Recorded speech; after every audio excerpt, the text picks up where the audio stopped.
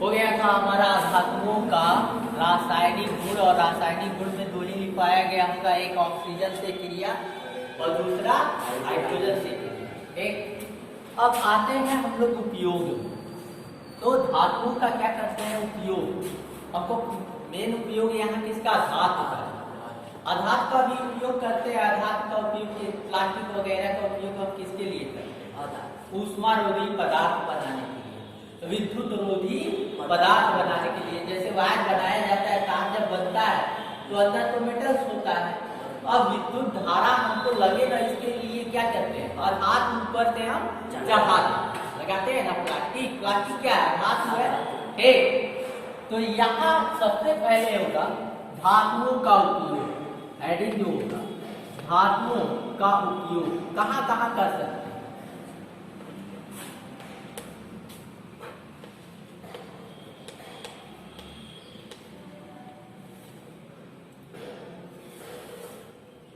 ठीक, धातुओं का उपयोग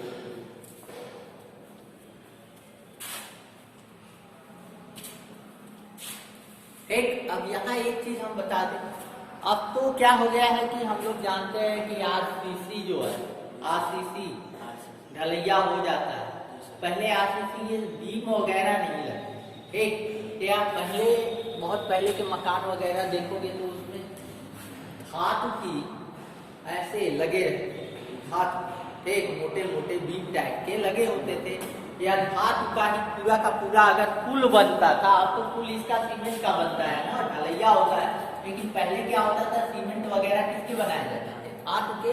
और जितने प्राचीन समय के जितने भी पुल हैं, ठीक, सभी किसके बनाए गए हैं, धातुओं के, मेटल्स के। ठीक, मेटल्स के पुल बनाए गए हैं। तो मेटल्स इसलिए कि मेटल क्या होता है, मजबूत होता है। और पहले तो ये सारी चीजें थी नहीं, सीमेंट वगैरह आ नहीं, एक सीमेंट वगैरह बाद में आया, इसीलिए वहां हम किसका उपयोग करते हैं, मेटल। तो लिखिएगा धातुओं के निम्नलिखित उपयोग है।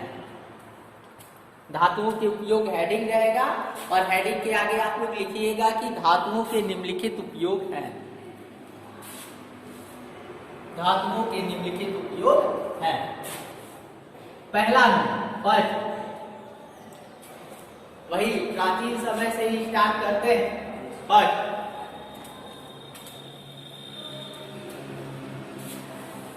एक पहला लिखिएगा मकान, पुल आदि को बनाने में, मकान पुल आदि को बनाने में धातुओं का प्रयोग किया जाता है। धातुओं का प्रयोग किया जाता है। ठीक, इसके बनाने में, मकान और पुल के बनाने। ठीक, सेकेंड नंबर आप लोग लिखिएगा। सेकेंड नंबर देखिए धातुओं का उपयोग क्या है। बर्तन वगैरह जो होते हैं, बर्तन हम लोग जानते हैं जितने बर्तन होते हैं, ठीक, मूर्तियां होती हैं, मूर्ति और बर्तन भी किससे बनाए जाते हैं, धातु से। जो मूर्तियां होती हैं, जाहिर सी बात है पीतल का, ठीक, तांबे की मूर्तियां वगैरह बनती है ना, तो वो सभी क्या होते हैं, धातुओं के बनाए जाते हैं। तो लिखिएगा बर्तन तथा मूर्ति, बर्तन कॉमा करके लिखिएगा, बर्तन कॉमा मूर्ति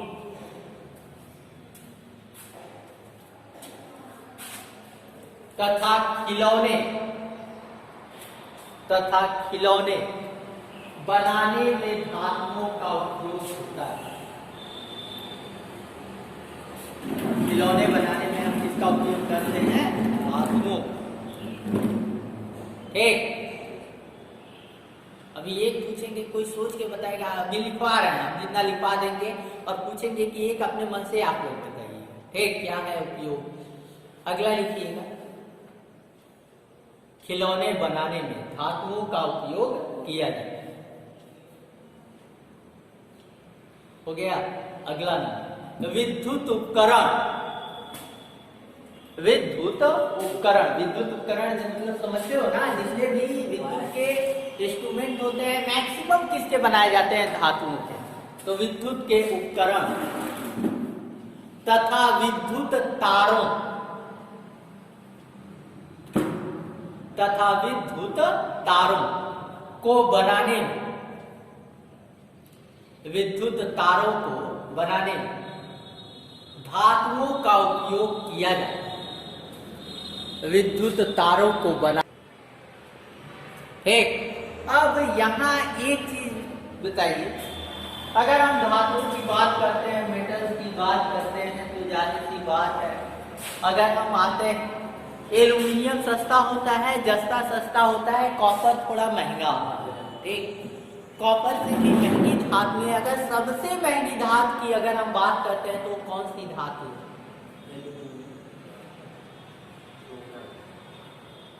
सबसे महंगी धातु कौन सी? तत्व, वही धातु में तत्व ही है। कौन सा? लोहा, चांदी की क्या? कौन महंगा? सोना। हाँ, सोना। सही हो जाओ, सोना सबसे महंगा है जी। उपयोग किया है। अगला लिखिए, अगला जो हेडिंग रहेगा अधातुओं का उपयोग। अधातुओं का उपयोग। अब यहाँ देखो, अधातुओं का उपयोग तो बहुत जगह है ना। एक तो अधातुओं का उपयोग हम दोनों लिखवा दें। एक लिखिए, पहला अधातुओं के उपयोग में भी लिख लो, ये अधातुओं के निम्नलिखित उपयोग हैं। अधातुओं के निम्नलिखित उपयोग हैं। एक, अब निम्नलिखित उपयोग में पहला आते हैं सबसे पहले, यहां ध्यान दीजिए। अभी इसने कहा है कि ऊष्मारोधी पदार्थ बना या ऊष्मारोधी वस्तुओं को बनाने के लिए किसका उपयोग किया जाता है? आधार। ठीक, किया जाता है ना। और क्या? और कहा विद्युत रोधी उपकरण बना। विद्युत रोधी उपकरण बनाने के लिए हम किसका उपयोग करते हैं? आधार, यानी विद्युत रोधी। और तीसरा जो है इंसुलेटर बना। किसको बनाने में? इंसुलेटर। इंसुलेटर जानते हो क्या होता है? जो विद्युत को अपने में से गुजरने न दे। जैसे तुम्हारा जैसे पोल देखोगे, खंबा जो होता है ना, खंबे पे जो लगा होता है पत्थर टाइप का, उसी को हम लोग कहते हैं इंसुलेटर। क्या कहते हैं? इंसुलेटर। और इंसुलेटर को हिंदी में अचालक बोलते हैं। क्या बोलते हैं? अचालक, क्योंकि वो ऊष्मा और विद्युत का क्या होता है? अचालक। एक तो लिखिएगा, पहला अधातुओं का उपयोग ऊष्मारोधी, ऊष्मारोधी पदार्थ, ऊष्मारोधी पदार्थ। अब ऊष्मारोधी पदार्थ में जैसे यहाँ और आगे हम लोग लिखेंगे ऊष्मारोधी पदार्थ, बस इतना लिखिएगा। ऊष्मारोधी पदार्थ जैसे बर्तन के हैंडल, जैसे बर्तन के हैंडल, जितने भी बर्तन आते हैं उनका हैंडल हम क्या करते हैं? ऊष्मारोधी पदार्थ का बनाते हैं। जैसे बर्तन के हैंडल आदि को बनाने में किया जाता है। आदि को बनाने में किया जाता है।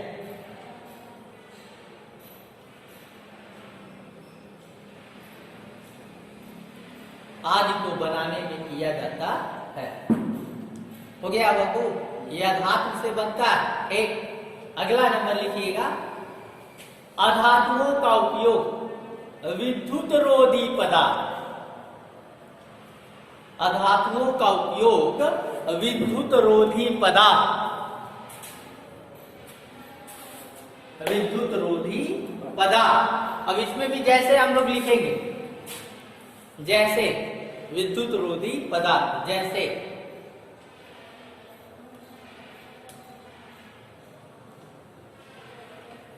तार के ऊपर, विद्युत तार के ऊपर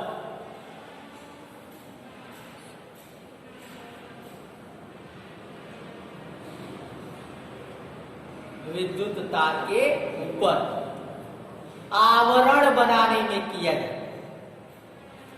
होता है ना, आवरण रहता है कि नहीं? आवरण का मतलब क्या हुआ? कवर, कवर, एक आवरण बनाने में किया जाता है।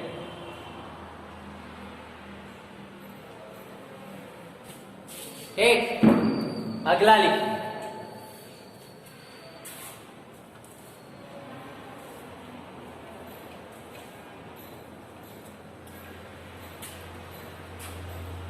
अगला थर्ड, तंबू तथा टेंट, तंबू तथा टेंट आदि को बनाने, आदि को बनाने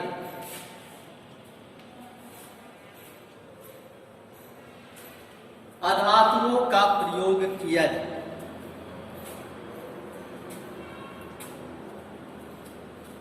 अधातुओं का प्रयोग किया जाए।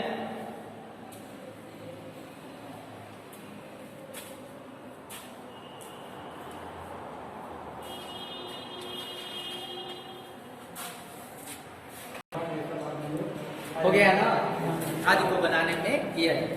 ये हो गया आपका धातु और अधातु। अब आता है क्या? उपधातु। उपधातु के बाद हम लोग पहुंचेंगे मिश्र धातु। एक और मिश्र धातु क्या होता है? देखो, मिश्र धातु बनाने की आवश्यकता नहीं। मान लो कि दो लोग हैं और दोनों के अलग अलग गुण हैं, और हम लोग चाहे कि कोई ऐसा चीज बना दे जिसमें दोनों का गुण, तो क्या करेंगे कि दोनों वस्तु को मिक्स कर देंगे। मिक्स करके बनाएंगे तो जब वो मेटल जो बनेगा उस मेटल में दोनों का गुण रहेगा। तो उसी को हम लोग क्या कहते हैं? मिश्र धातु कहते हैं। एक जैसे तुम लोग नाम सुने होंगे, पीतल। पीतल जानते हो ना? पीतल जो होता है वो तांबे से थोड़ा सस्ता होता है। तांबे से क्या होता है? सस्ता होता है। कारण ये है कि जो पीतल होता है, जो तांबा अगर प्योर अगर हम लोग लेते हैं तो जल्दी खराब। एक एल्यूमिनियम अगर प्योर लेते हैं तो वो जल्दी खराब। अगर पीतल लेते हैं तो वो जल्दी खराब नहीं होता। पीतल को बनाने में हम लोग करते क्या है? एल्यूमिनियम और तांबे को एक में मिला देते। एक अब यहाँ देखो, तांबा जो होता है वो रेड कलर, रेड होता है ना, और जो एल्यूमिनियम होता है वो किस कलर का होता है? सफेद, व्हाइट कलर का होता है। अब रेड और व्हाइट को मिलाते हैं तो कौन सा कलर आता है? फिर पीला बन जाता है, पीला हो जाता है, और इसीलिए उसका नाम पड़ गया पीतल। समझे? अगर मान लो कि दो कलर, एक हल्का है और एक गाढ़ा, वो रेड वाला गाढ़ा था ना। अब करते क्या है, जैसे इसमें व्हाइट वाला मिलाते हैं तो वो रेड नहीं रहता है, येलो। एक और जब येलो होगा तो जाहिर सी बात है क्या? पीतल कहलाएगा ना। इसी तरह बहुत सारे मेटल्स बनाए जाते हैं मजबूती पर, जैसे स्टील। स्टील जो होता है वो भी कई धातुओं का क्या है? मिश्रण। लोहे से ज्यादा मजबूत स्टील, और स्टील में कभी जंग नहीं लगता है। मान लो अगर कोई चीज पुल बनाना है तो अगर हम लोहे का बनाएंगे तो जाहिर सी बात है उसमें जंग लगेगा और वो धीरे धीरे खराब होगा। तो अब हम लोग करते क्या है कि स्टील लेते हैं, और स्टील जो होता है उसमें कई धातुओं का क्या होता है? मिश्रण। और वो धातु जो होते हैं वो निश्चित मात्रा में मिलाए। बुक खोल के देखोगे उसमें परसेंटेज दिया रहेगा, कितना परसेंट ये मिलाएंगे, इतना परसेंट ये मिलाएंगे तो ये धातु हमारा बन जाएगा। ये मिश्र धातु हमको प्राप्त होगा। ठीक, और मिश्र धातुओं का उपयोग भी वही है जो धातु का उपयोग। एक बशर्ते होता क्या है कि जो मिश्र धातु होते हैं उनकी गुणवत्ता अधिक, क्या होती है? गुणवत्ता अधिक।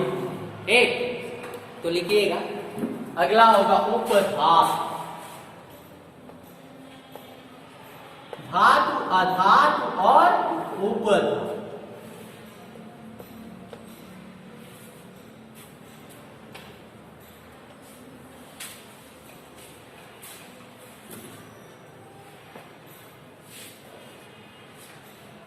हो गया? लिखिए, वे तत्व जिनमें धातु तथा अधातु जिनमें धातु तथा अधातु दोनों के गुण पाए जाते हैं, दोनों के गुण पाए जाते हैं, उपधातु कहलाता है।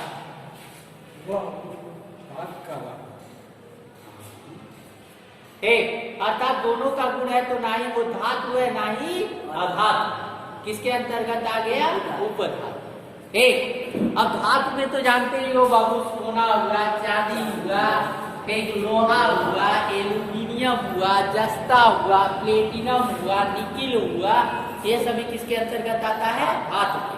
अधातु में अगर कोई पूछ ले तो नाम लेते जाओ, लकड़ी, कपड़ा, एक पत्थर, ईंट, ये सभी क्या है? अधातु। एक प्लास्टिक, ये भी क्या है? अधातु। अब आते हैं उपधातु, और मैंने बताया था कि उपधातुओं की संख्या बहुत ही कम है। एक और उपधातुओं के आपके आते हैं सिलिकॉन, जैसे सिलिकॉन,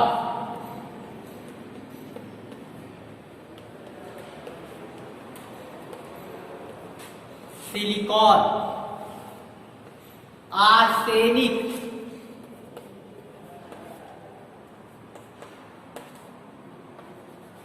एक काम करना, प्रतीक चिन्ह भी इसका लिखते जाना। क्या है प्रतीक चिन्ह? एक जो सिलिकॉन का प्रतीक चिन्ह होता है SI, क्या होता है? SI। SI का मतलब क्या? सिलिकॉन। एक दूसरा क्या? आर्सेनिक,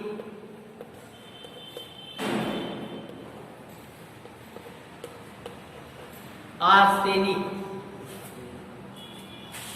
इसका AF। एक जर्मेनियम,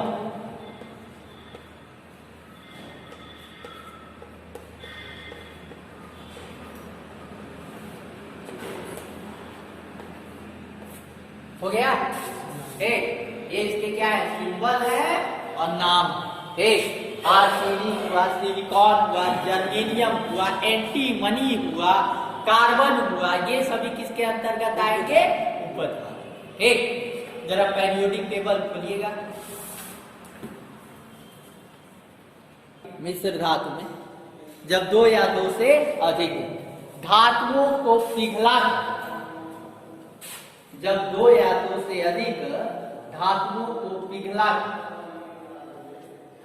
उन्हें आपस में मिलाया जाता है, उन्हें आपस में मिलाया जाता है, तो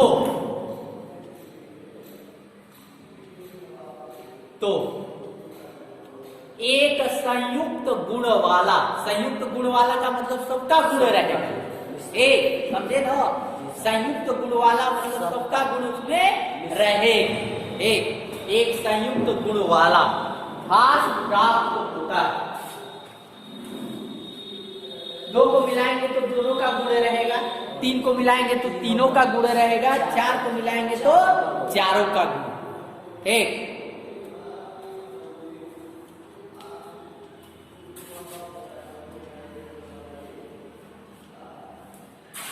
एक संयुक्त गुण वाला धातु प्राप्त होता है जिसे मिश्र धातु कहते हैं।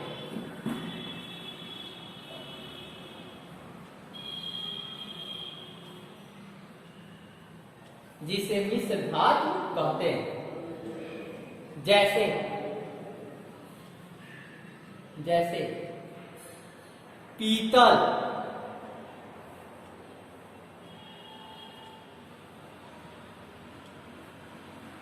हो गया, गन मेटल,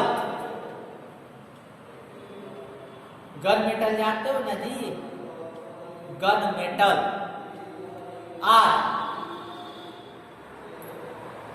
ये सभी क्या है? मिश्र धातुएं।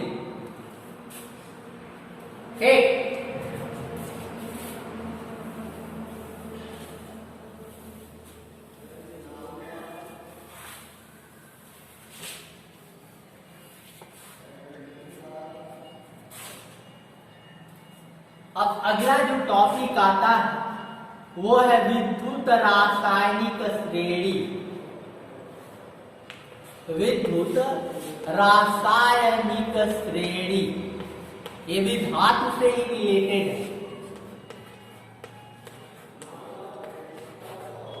विद्युत रासायनिक श्रेणी।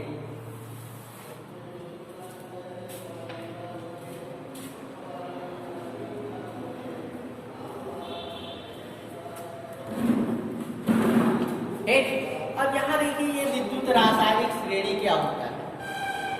ये जो विद्युत रासायनिक श्रेणी जो है एक सीरीज है, एक सीरियल, एक इसमें सब सीरियल से लिखे जाएंगे और ये बताएगा, ये जो श्रेणी है, ये जो सीरीज है, ये सीरीज इस चीज का इंफॉर्मेशन देगा कि कौन अधिक सक्रिय है और कौन कम सक्रिय है।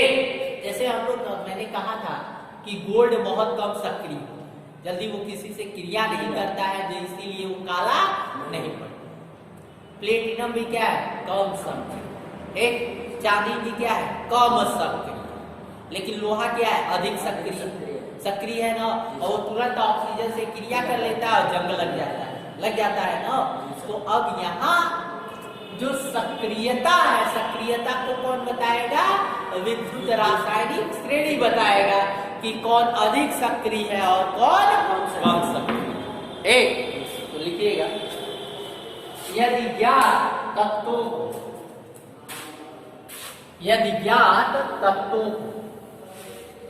उनकी सक्रियता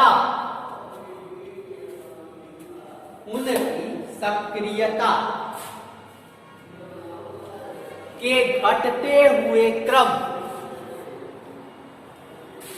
उनकी सक्रियता के घटते हुए क्रम रखा जाए, सक्रियता के घटते हुए क्रम में रखा जाए, तो एक प्रकार की श्रेणी प्राप्त होती है। तो एक प्रकार की श्रेणी प्राप्त होती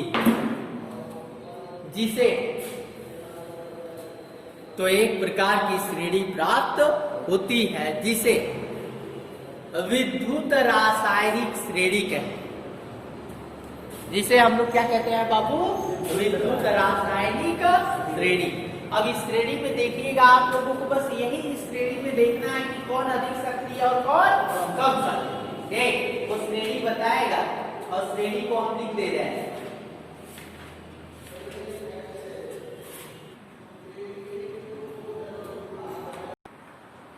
लिखिएगा, इलेक्ट्रोड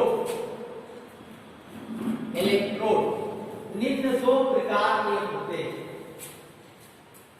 इलेक्ट्रोड कितने प्रकार के होते हैं, दो प्रकार के बाबू। एक एनोड होता है और एक क्या होता है, कैथोड। तो इलेक्ट्रोड के प्रकार यानी 2 टाइप्स ऑफ इलेक्ट्रोड। पहला एनोड,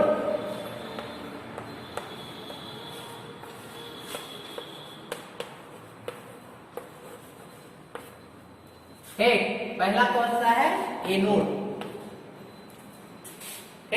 अब यहां देखो बाबू, हमने कहीं ना कहीं फर्स्ट चैप्टर में लिखवाया होगा ऑक्सीकरण अपचयन। ऑक्सीकरण अपचयन लिखवाया था ना।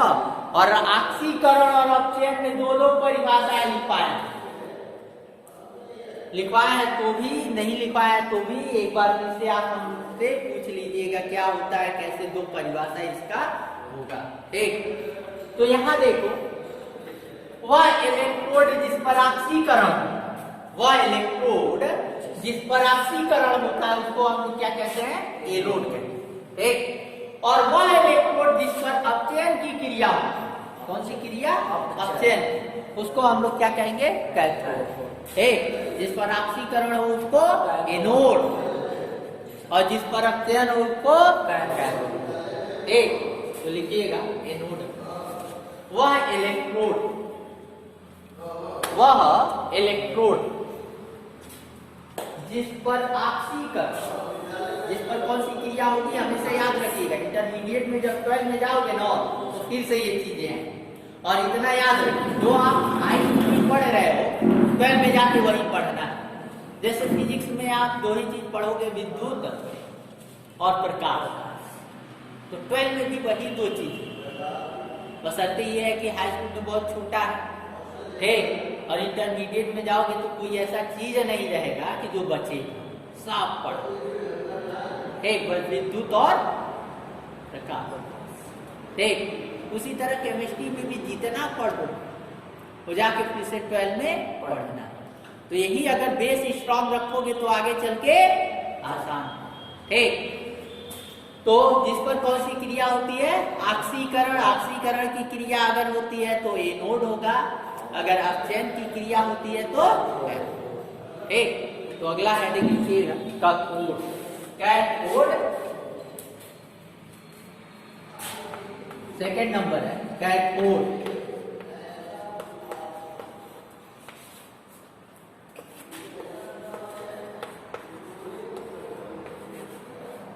कैथोड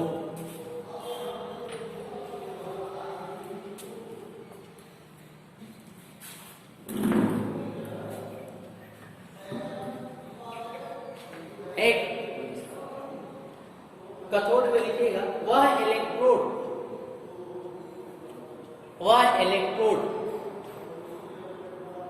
जिस पर अपचयन की क्रिया होती है,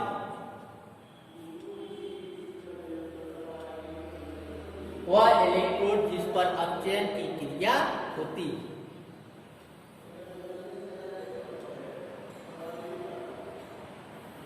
कैथोड कहलाता है।